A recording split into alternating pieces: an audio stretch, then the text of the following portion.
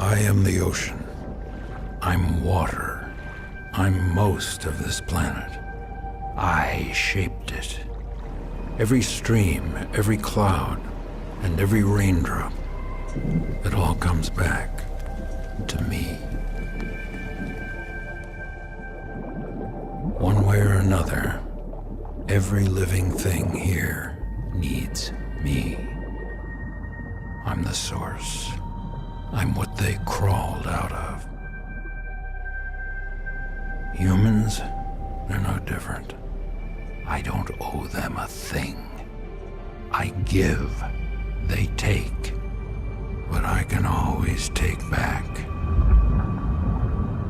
That's just the way it's always been. It's not their planet anyway. Never was, never will be. But humans, they take more than their share. They poison me, then they expect me to feed them. Well, it doesn't work that way.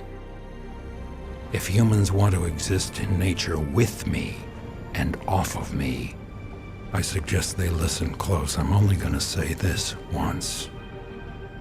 If nature isn't kept healthy, humans won't survive. Simple as that. I mean, I could give a damn with or without humans. I'm the ocean.